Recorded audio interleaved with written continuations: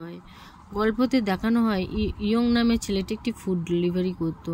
তার আগে পিছে কেউ ছিল না, সেটা নিয়ে তার খুব দুঃখ ছিল। সে আর্থিকভাবে দুর্বলও ছিল। সে ফুড ডেলিভারি করে নিজের জীবনযাত্রা চালাতো। সে একদিন আত্মহত্যা করবে বলে ঠিক করে নেয়। সে করার অনেকবার এর আগেও চেষ্টা করেছে, কিন্তু সফল হতে পারেনি। ইয়ং ভাবে যে বেঁচে থাকার থেকে তাড়াতাড়ি মরে যাওয়া অনেক ভালো। সে একসাথে ঘুমের ট্যাবলেট অনেকগুলো খুলে ফেলে। ঠিক সেই সময় একটা ফুড ডেলিভারির অর্ডার আসে এবং সে ফুড ডেলিভারি করতে চলে যায়। ফুড ডেলিভারি করতে গিয়ে সে বৃদ্ধ লোকটিকে দেখতে পায়। বৃদ্ধ লোকটি বলে, আমি তো কোনো ফুড ডেলিভারি করিনি। তখন দেখে ঠিকই তো ফুড ডেলিভারি হয়নি। তখন ইয়ং বলে যে এইটা তার তরফ থেকে ট্রিট। সে তাকে ভালোবেসে তার খাবারগুলো খাওয়ায় এবং সে তাকে দেখে একটু ট্রিট দেবো বলে বুড়ো বয়স্ক মানুষটার খাবার পরিবেশন করতে থাকে। দাদুটিকে বলে, তোমার আজকে এত আনন্দের দিনেও তোমার পরিবারের লোকজন নেই। তখন দাদুটি বলে যে এটাই তো জীবন, এইভাবেই তো জীবনে চলতে হয়। তিনজন কেউ না থাকলেও সে আনন্দেতেই দিন কাটাচ্ছে এখন। এরপরে সে হোটেলে ফিরে আসে এবং সে আবারও ঘুমের ওষুধগুলো একসাথে খেয়ে নেয়, কিন্তু জল থাকে না। দুর্ভাগ্যবশত সে পাইপের জল খেতে থাকে, কিন্তু সে অজ্ঞান হয়ে মাটিতে পড়ে যায়। এর আগেও সে অনেকবার আত্মহত্যা করার চেষ্টা করেছে, কিন্তু সফল হতে পারেনি। এবারও সে অজ্ঞান হয়ে পড়ে যায়। সেই সময়ে তার রুমে হোটেলের মালিক এসে পড়ে, দেখে অজ্ঞান হয়ে পড়ে আছে, সঙ্গে সঙ্গে কল করে। এরপরে হসপিটালে তাকে নিয়ে যাওয়া হয়। হসপিটালে যাওয়ার পথেই তার খারাপ অবস্থা দেখে মিন নামে একটি মেয়ে তার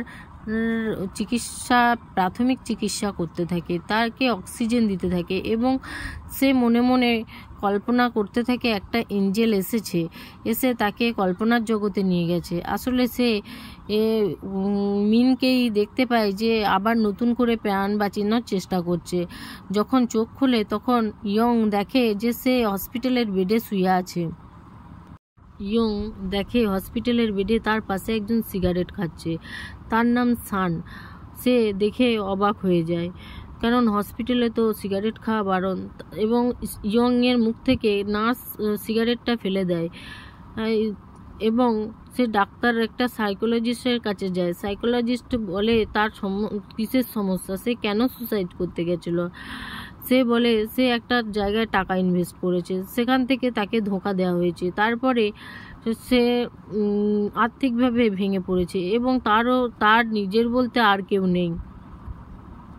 তার শারীরিক অবস্থা মোটেই ভালো নয়। তার ঘুমের ওষুধগুলো সঠিকভাবে কাজ করেনি। সে কিছুটা মৃত্যুবরণও করেছিল, হ্যালুসিনেশন হচ্ছিল। সে খানিকক্ষণ পর ডাক্তারের পাশে সে সান বলে ছেলেটিকে দেখতে পায়, কিন্তু সেই দেখতে পাচ্ছে, অন্য কেউ দেখতে পাচ্ছে না।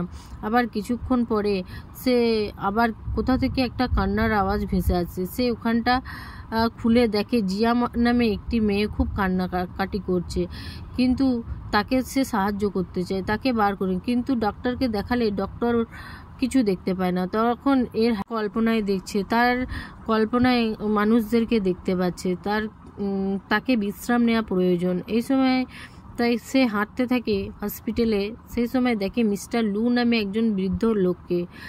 ইয়ং এর কেউ কোনো উত্তর দিচ্ছে না। সে বুঝতে পারে যে তার সঙ্গে কাল্পনিক কিছু একটা ঘটছে। সে লিফটে ধাক্কা খায়। তখন বৃদ্ধ মহিলাটি আর শান আর জিয়া নামে মেয়েটিকে সে দেখতে পায়। সে তাদেরকে দেখে সেখান থেকে পালিয়ে যায়, আবার সুসাইড করার জন্য ছাদে উঠে পড়ে এবং ছাদের রেলিংয়ে উঠে তার পাশে দেখে কিম নামে একটা ছোট্ট বাচ্চা।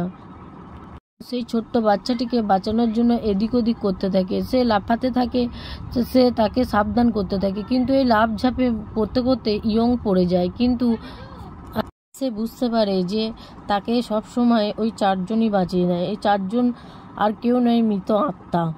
তারপরে পরের দিন সকাল হয়ে যায়। উঠে দেখে যে সকাল হয়ে গেছে।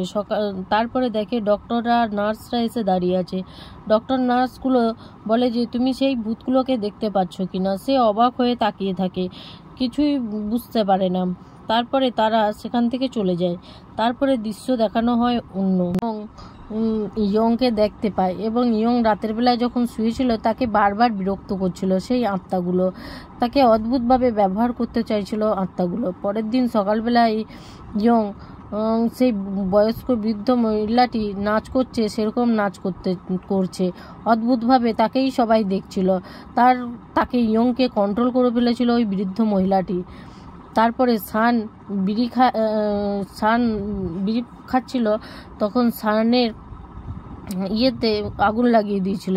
তারপরে আবার চুরি করে আচার খাওয়াটাও বাচ্চা ছেলেটি খাচ্ছিল, আর সে চুরি করে আচার খাচ্ছিল। তারপরে মোটা মেয়েটি নিজের জামা পরিবর্তন করে অন্য জামা পরছিল, সেরকম ইয়ংও সেইগুলো করছিল। এইভাবে তার সঙ্গে ঘটনাগুলো ঘটেই চলেছিল। মহিলা জাদুকরের সঙ্গে দেখা করে। ওই মহিলা জাদুকরটা জানায় যে কিছু মানুষ আছে মৃত্যুর পরও তার শেষ ইচ্ছা পূরণ করতে পারে না, সেই জন্য তাদেরকে দেখা যায়। সেই জাদুকরটা জানায় তাদের মৃত্যুর পর তার যখন শেষ ইচ্ছাটা পূরণ করতে পারবে না তার পিছু ছাড়বে না,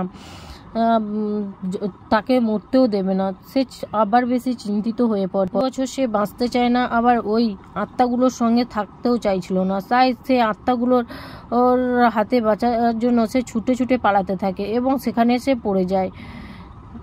গুলো কিছুতেই ইয়ংয়ের পিছু ছাড়ে না, বরং তার ঘাড়ে কাঁধে পায়ের উপরে চেপে বসে এবং এমনভাবে যেতে থাকে ইয়ং তাদেরকে টেনে টেনে নিয়ে যায়। এমনভাবে যেতে থাকে মনে হয় ব্রেক ডান্স করছে। তাকে দেখে সবাই হাসাহাসি করছে। ওইদিকে দেখানো হয় সেই নার্সটাকে।